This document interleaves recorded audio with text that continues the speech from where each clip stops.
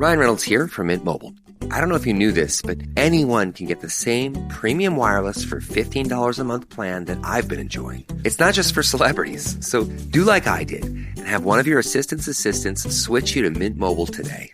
I'm told it's super easy to do at mintmobile.com/switch. Upfront payment of $45 for 3-month plan, equivalent to $15 per month required. Intro rate first 3 months only, then full price plan options available. Taxes and fees extra. See full terms at mintmobile.com. From the Fifth Quarter Studio in Madison, Wisconsin, you're listening to the Coaching Youth Hoops Podcast. They're playing Basketball. Here's our hosts, Steve Collins. And Bill Flitter.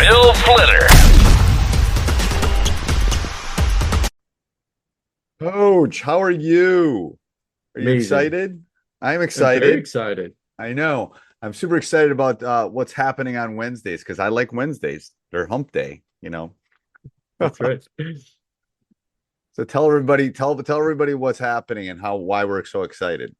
Yeah, we're excited because you're about to listen to one of our newest podcasts. Every Wednesday, we're going to do a pilot. We saw a need to educate parents with athletes on what it is to have athletes. And so we've put some great content together for you over the next couple of weeks. We would love your feedback on if you find the content useful. But it's going to be anything from raising a athlete, nutrition, mental health, how to work with their coaches, how to work with the kids, post game, what you should say, going down into a lot of great details so you can raise better athletes and keep the relationship with your children.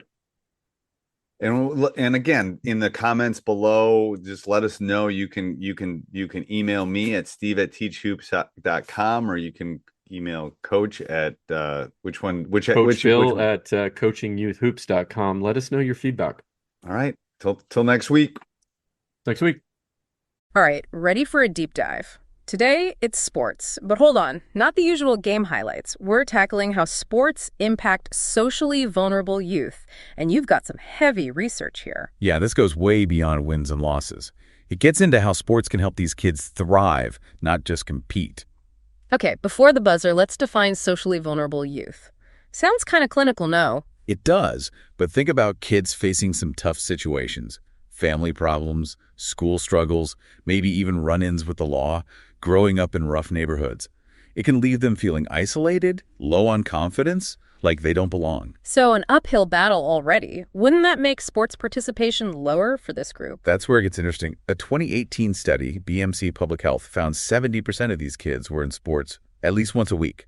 Surprising, right? 70%. Wow, didn't see that coming. But does playing translate to positive changes? That's the real game changer. Exactly. And this research dug deep.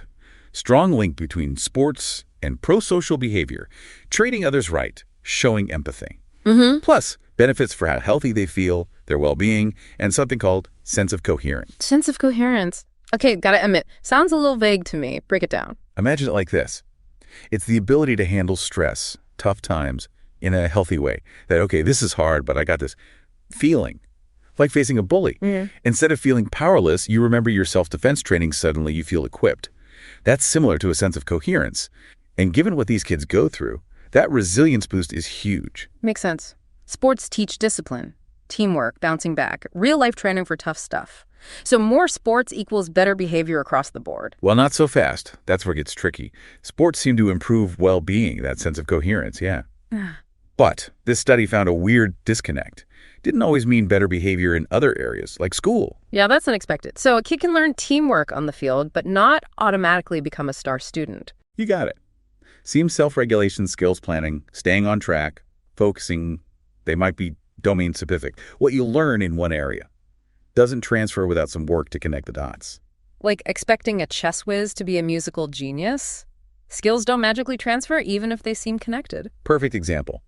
And this is where the environment around a young athlete matters. It's not just playing, it's the messages they're getting from coaches, parents. those guidelines for supportive parents you shared, really important. So a positive, supportive experience even more crucial than just practice hours, especially for these kids. No doubt. That guide that hammers home focusing on effort, personal growth over just winning. That kind of environment, that focus on mastery. Essential, especially for vulnerable youth who might already be dealing with pressure, negativity elsewhere. Giving them a safe space to try, grow, surprise themselves without freaking out about messing up. Exactly. Which brings us to the flip side. Sports, yeah, huge potential. But got to acknowledge the downsides, especially when things get out of whack. That's where that overuse injuries report comes in. This report from the American Academy of Pediatrics doesn't mess around. It lays out exactly what happens when you push young athletes way too hard. We're talking injuries, overtraining, and that dreaded B word, burnout. And it's really important we talk about these risks, especially since we just highlighted all those positives. Yeah. Overuse injuries are a good place to start. Okay, so imagine the tendons in your elbow. They're like these strong ropes, flexible, right? But overuse is like constantly fraying those ropes. Makes them weaker, easier to snap. Okay, that's a vivid way to put it. I can practically feel it. Right. And young athletes, even more vulnerable. Their bones, tendons still growing. Then throw in bad technique, not enough sleep, maybe the pressure of competing. Recipe for disaster. And I bet specializing in one sport too early just makes that risk even worse, doesn't it? I think I saw that in the report. Exactly. Year-round, same sport. It's like putting all the stress on the same muscles, joints over and over. Back to those frayed ropes, right? Like Little League shoulder. Ever heard of it? So that's when all that repetitive pitching, especially if their form's off, it inflames and can damage the shoulder's growth plate. Not good. Variety is key then, and rest. Got to find that balance between pushing yourself and letting your body recover.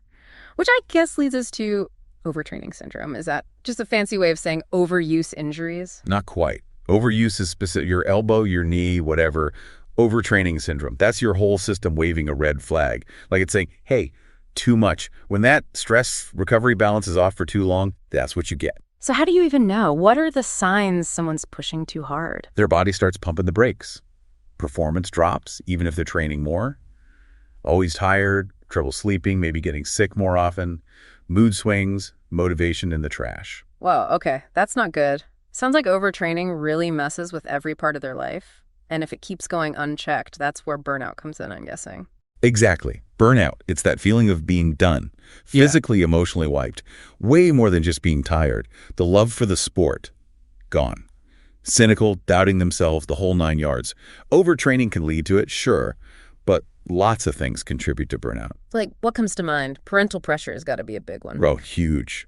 If a young athlete feels like their whole worth depends on how well they play, that pressure from parents, coaches, even friends, that's a recipe for burnout right there. Performing for everyone else, not for themselves. Exactly. Yeah. And that pressure, it creates this unhealthy focus on just winning no matter what, instead of the long game.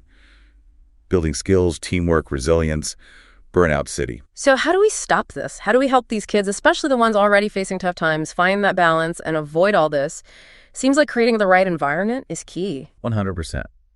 We have to ditch that win at all costs thing and build an environment where it's okay to mess up, to grow, to have fun. And that report, it really stresses rest and recovery, taking breaks, not just weekly, but from specific sports throughout the year so their minds and bodies can recover. Hitting the reset button. You know, it makes me think about what we were talking about before with self-regulation skills being domain-specific. Yeah. If we want these kids to take what they learn in sports, that resilience, that discipline, and apply it to other parts of life, maybe we have to help them connect those dots. Such a good point. It's not about creating amazing athletes. It's about creating well-rounded people. Well said. And speaking of putting things into practice, that report brought up a big concern. Weekend tournaments. What's the deal with those? So we were talking about those weekend tournaments and why they might not be the best thing for young athletes. What's the main issue? Well, for starters, they're everywhere, especially with younger kids. And sure, playing a ton of games might seem fun, but it's tough on their bodies. It's a massive jump in training load, but with almost no time to recover. Yeah, playing back-to-back games, sometimes the same day even. That's got to be rough, especially when their bodies are still growing, still need time to rest and repair. Exactly. Imagine running a marathon and then, boom, right into a sprint. That's what it's like for them. And that just makes injuries more likely, heat exhaustion, all that. Plus, all that playing cuts into downtime. Rest, hobbies, just hanging out with friends. all important for growing up, righto. It's that balance again, isn't it? Sports taking over their whole weekend. It's not just burnout risk. It starts to feel like a chore, not something they want to do. 100%. So what do? Ban weekend tournaments completely? Oh. Seems extreme. Right. They can be exciting, but yeah, got to rethink how they're set up. Agreed. It has to be about protecting these kids, first and foremost. Limiting games per day, making sure there's enough breaks, time for food, water. That makes a huge difference. And keeping those lines of communication open, right? Between coaches, parents, the athletes themselves. Huge. Kids, especially younger ones, need to feel like they can speak up if it's too much. And parents, coaches, they need to recognize the signs, be willing to adjust schedules, expectations, all that. Focus on the long game, not just winning right now. So as we wrap up this deep dive into sports and these kids facing some tough realities, what are the big takeaways? Well, we saw that sports can be amazing for them, physically, mentally, emotionally, especially that sense of coherence boost, being able to handle whatever life throws at you. But just tossing them a ball and saying, go have fun, not enough. Got to create the right environment, supportive, focused on growth, not just winning. And yeah, fun has to be a part of it too. Exactly. And remember, these kids are often dealing with challenges off the court, off the field. So we got to be aware of the downsides, those injuries, burnout, all that. And maybe rethink those crazy weekend tournaments, or at least find ways to make them safer, less intense. Absolutely. It boils down to this. Are we setting these young athletes up for real success, not just in their sport, but in life? That's the question we all need to be asking. Powerful stuff. And on that note, here's a final thought for everyone listening.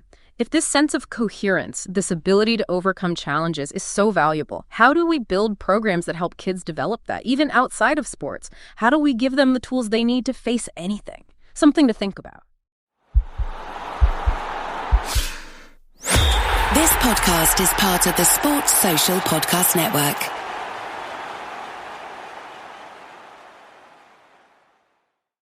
Stop by Sherwin-Williams and get 30% off select paints and stains May 2nd through the 12th. It's the perfect time to transform your space with color. Refresh your home inside and out with colors that make every space feel brand new. From cozy interiors to stunning exteriors, we've got the perfect shade for your next project. Shop the sale online or visit your neighborhood Sherwin-Williams store. Click the banner to learn more. Retail sales only. Some exclusions apply. See store for details.